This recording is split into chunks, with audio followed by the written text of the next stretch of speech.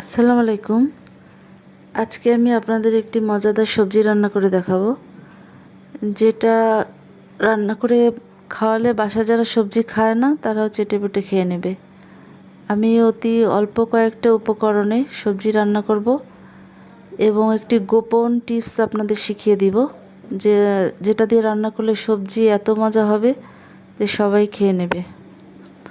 এখানে আমি কুশি নিয়েছি, আর নিয়েছি বরবটি, আর দুটো আলু, চিংড়ি মাছ।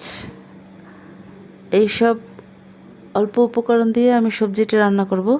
প্রথমে আমি সবজিগুলোকে মাঝারি সাইজের কেটে নিয়েছি।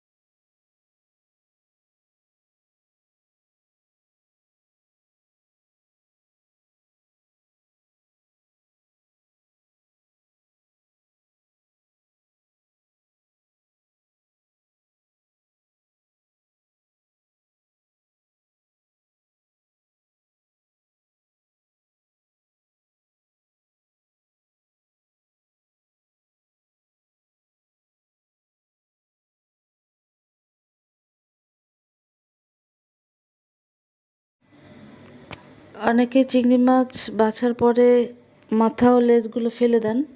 আমি এগুলো ফেলি না। এগুলোর ময়লা বেছে নিয়ে ভালো করে ধুয়ে আমি ব্লেন্ডারে হালকা ব্লেন্ড করে এটাকে ছেঁকে নিই, এবং এটা কষানোর সময় দিয়ে দিবেন। যে কোনো সবজি বা শাক রান্নার সময় এটা দিলে তরকারির স্বাদ বেড়ে যাবে দ্বিগুণ। আজকে আমি আপনাদের গোপন রান্নার তথ্য শেয়ার করলাম, এটা আপনারা করে দেখবেন। আমার বিশ্বাস যে এটা অনেক ভালো লাগবে আপনাদের কাছে। বরিশাল অঞ্চলের মানুষ এটা অনেকে জানে, তো যারা জানেন না তাদের জন্য আমি বললাম। এই যে তেল দিয়েছি কড়াইতে, এবার পেঁয়াজ ভেজে নিচ্ছি। একটু রসুন বাটা দিলাম, হাফ চা চামচ। পেঁয়াজটা বাদামি করে ভেজে নেব। অন্য একটি পাত্রে একটু হলুদ গুঁড়া আর লবণ দিয়ে চিংড়ি মাছ জাল দিয়ে নেব।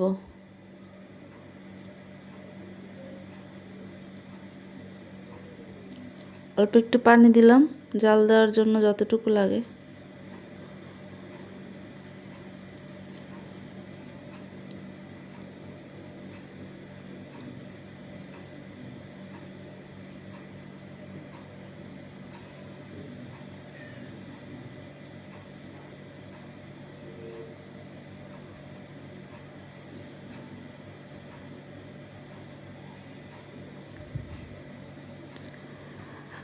পেঁয়াজ বাদামি কালার হয়ে গেছে, এবার একটু পানি দিয়ে মশলা দিব। প্রথমে দিলাম হলুদ গুঁড়া হাফ চা চামচ, এবার দিচ্ছি হাফ চা চামচ ধনিয়া গুঁড়া,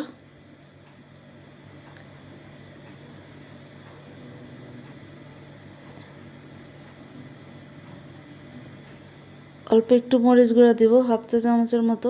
যেহেতু আমি কাঁচা মরিচ দিব বেশি করে, তাই গুঁড়া মরিচ অল্প দিলাম। লবণ দিব, দিয়ে ভালো করে কষিয়ে নেব। কষানো হয়ে গেলে আমি চিংড়ি মাছের মাথা লেজ যেটা ব্লেন্ড করে রেখেছিলাম সেটা ছেঁকে দিয়ে দিব।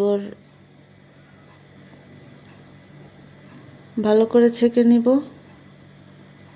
ছাঁকনি দিয়ে,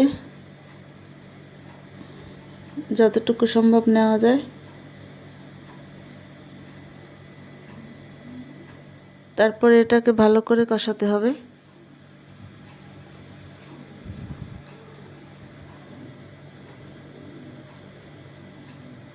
এবার জাল দেওয়া চিংড়ি মাছ দিয়ে দিব। যেহেতু আমি চিংড়ি মাছের মাথা লেজ পেস্ট করা দিয়েছি, তাই অল্প পরিমাণে চিংড়ি মাছ দিলেও আমার হবে। মাথা লেজ পেস্ট করে দেওয়ার কারণে সবজির স্বাদ এত বেড়ে যাবে আপনারা সেটা চিন্তাও করতে পারবেন না। এবার এটাকে ভালো করে কষিয়ে নেব।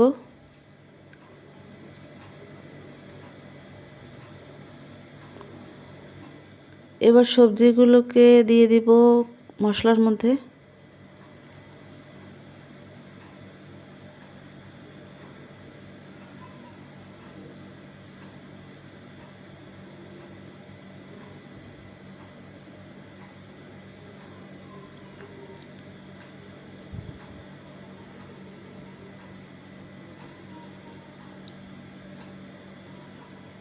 সবজিগুলো দেওয়া হয়ে গেছে, এবার এটাকে ভালো করে কষিয়ে নেব।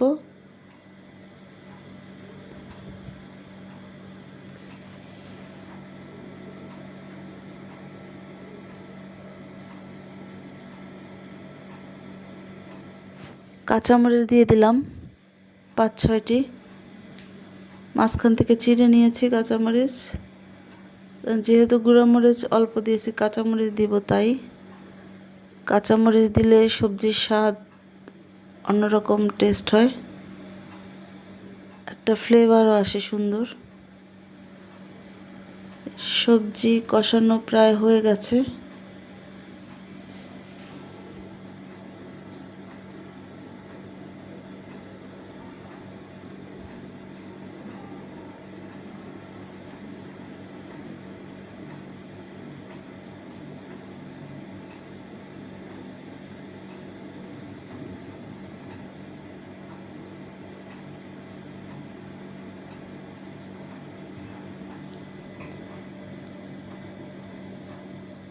এবারে পানি দিয়ে দেব 2 কাপ পরিমাণ। এই রান্নাটা একটু ঝোল ঝোল রাখবো, তাই 2 কাপ পানি দিলাম।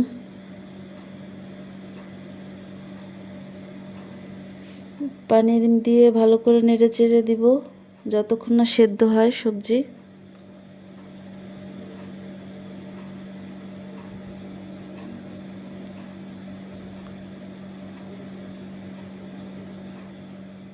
পনেরো থেকে 20 মিনিট লাগবে সেদ্ধ হতে। এই যে রান্না প্রায় হয়ে আসছে।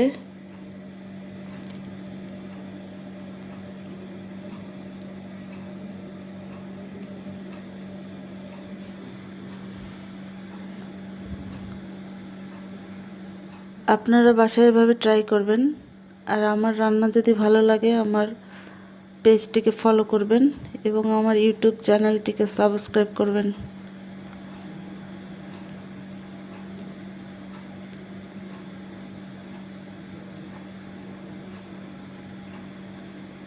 সবজি রান্না শেষ, আপনারা এভাবে রান্না করে দেখবেন যে কি মজা হয়। আর যারা সবজি খেতে চায় না তারাও এভাবে রান্না করলে দেখবেন খেয়ে নেবে চেটেপুটে। সবাই ভালো থাকবেন। আল্লাহ হাফেজ।